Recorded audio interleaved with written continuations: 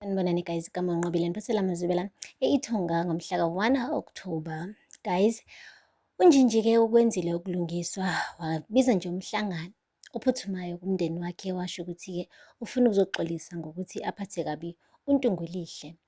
USanele-ke bengafuna nokuyizwa leyo ndaba, bengafuni ngisho ukuhlala phansi kwi-meeting, enyanyile, ebuza ukuthi kungani bebizwa manje bonke ukuzolalela uNjinji exolisa ngoba ngesikhathi ehlambalaza unina avaze abize muntu. Guys, okuyiqiniso-ke kodwa-ke kuye kushiwo kodwa kuthiwa umuntu omdala uyahlonishwa ngisho ebheda. Guys, ushilo kuNjinji ukuthi ucela bahambe beye kwi-trip yaseThekwini-ke beyoshaya umoya wasolwandle ukuxolisa phela kuMakhumalo. Hhayi-ke bajabula bonke ngaphandle kwaSanele omane nje wathi nizohamba nodwa niyoshaywa yilowo moya, mina ngiyilapho. Ucabanga ukuthi ungafika wona uma ebese emva kwalapho ucabanga ukuthi umoya wolwandle uzolungisa yonke into. Hambani, mina ngiyindawo ngizobe ngiyihlalele ngiqhiphothekile la. Hey bo guys, hhayi-ke kuthe kusanjalo-ke kwaqala kwapakishwa impela balungiselela uhambo bonke onokwanda laba beno-Ayanda. Kodwa-ke bathe sebehambisa iy'mpahla emotweni-ke u-Ayanda benonokwanda. UNjinji wahlala noMakhumalo wamtshela ukuthi yazi phela ngike ngahlangana noGumede la. Gumede uthe asimqaphele uBanele ngathi khona into afuna ukuyenza engeke isiphathe kahle, khona into aphezu kwayo. Makhumalo wathi enjengani? Wathi angisazi phela, kodwa-ke into engiyaziyo ukuthi uGumede akakaze ashaye eceleni, into meyisho kusuke kuyiyona. Ayi, uMakhumalo-ke wase washo ukuthi hhayi ngcono ngihambe ngiyokhuluma naye uBanele. Ngimbuze futhi ukuthi angeke yini awushintshe umqondo ngokuhamba nathi aye kwi-trip yase-Durban. Hhayi nangampela kuMakhumalo guys, umane nje wathatha-ke isikhwama sakhe waqonda khona-ke esayithini efuna phela ukuyokhuluma nendodana yakhe. Ngapha-ke esayithini indodana yakhe-ke le phela uBanele ibikade ihleli esitulweni, eyi yafikelwa ubuthongo mani. Ubuthongwana nje obuphuthumayo basemini. Lothi lelele, emva kwalapho zwi wazumeka. Theselele kanjalo kwafika-ke uSanele wathi hayi bo bafo, isikhathi siyahamba manje, kumele ngabe ngiyabuya, isikhathi sesifikile, ngeke manje sengifuna ukubuya. Yo guys, indoda-ke ayijabulanga mayiphaphama ngoba lokho kusho ukuthi phela isizohlukana noZama. Impela ibicabanga kabili ukuthi ngabe ivume yini ukuthi uSanele abuye noma cha. Kwenza izinto zibe wesi-ke guys, kumane kwafona uZama-ke ngokuphazima kweso-ke naye imbuza ukuthi ulaphi, esho ukuthi sesayithini usuku lonke. Kubonakala nje ukuthi ukufuna kwaZama nje sekumenza futhi naye azizwe sengathi u-guilty ukuthi ish lo muntu uyangifonela uyangi-check-a, kodwa nangu manje uSanele usefuna ukubuya eze lana, and okusho kona ukuthi phela uZama kuzomluza for good again. Yo guys, anyway, uZama-ke uke wafika ngempela-ke esayithini. Hhayi, uthe mefika khona-ke guys, uSanele, okay, asithi uBanele wamtshela ukuthi lalela ekhaya bayahamba bonke namhlanje, cela ufike nje wena, indlu yethu. Hhayi, bajabula-ke ukuthi ngampela-ke bazobe nje bebodwa, kungekho umuntu ozobaphazamisa, kumnandi nje, konke kuhamba kahle.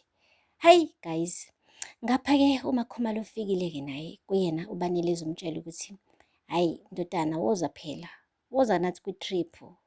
Washo-ke ukuthi cha angizi, nakhona-ke vele besesinamaplani noZama. Washo ukuthi hambani nina niyo-enjoy-a, ningishiye mina kuzoba right.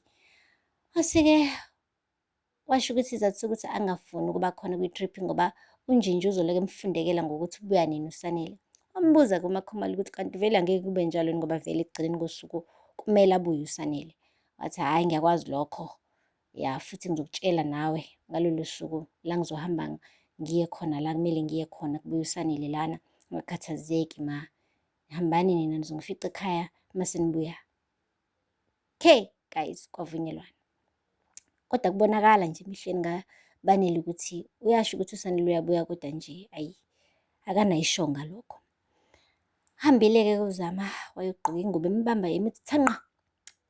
Uthe mesesedlula laphaya kubaba wakhe uNtanzi nobaba omncane wakhe uMduduzi, eyi kwanzima ukuthi asho ukuthi uyaphi ngoba nje indlela begqoke ngayo bekubonakala ukuthi khona la yakhona. Bambuza-ke koda-ke ukuthi, "Hayibo ndodakazi uyaphi?" Washo ukuthi uya kumngani wakhe. Bambuza ukuthi, "Ubani lo mngani?" Wamane wathi, "Hhayi nginimazi, akuyena wala." Bathi, wathi ningangilindi. Hayibo girl. Waqeda lapho wayophuma ngomnyango.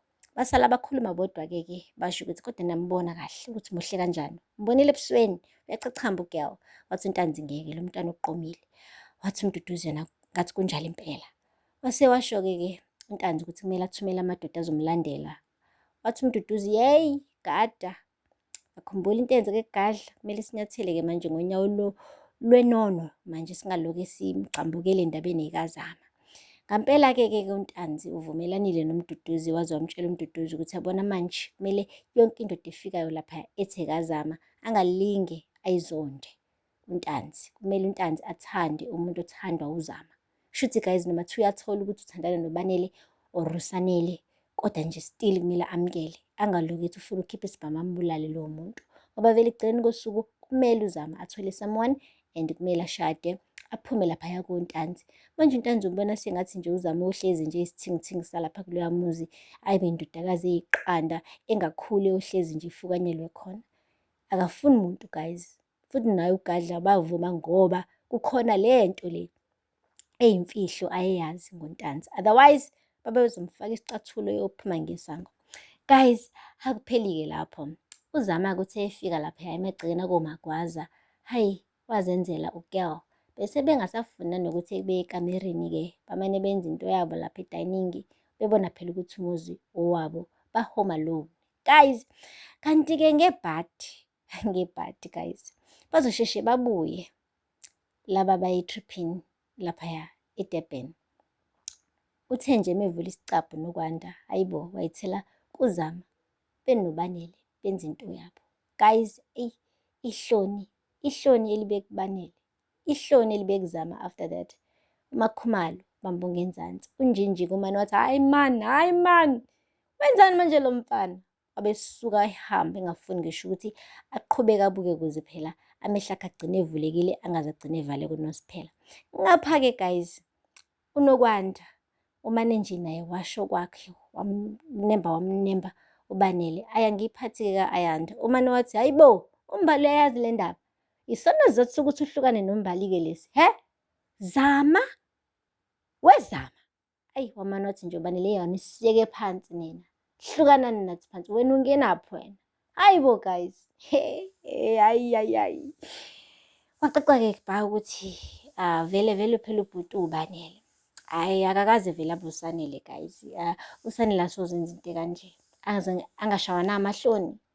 Yeah, only uBanele angenza into kanje aqede lapho azenze ibhubesi. Enze ngathi akwenzakalanga lutho, kodwa kube kukhona into enkulu eyenzakalile. Aphela lapho-ke guys amazibela namhlanje. Ningakhohlwa ukusubscribe and like and comment. Until next time. Bye. Sanibonani guys, igama uNqobile niphathela amazibela eIthonga ngomhla ka-1 October.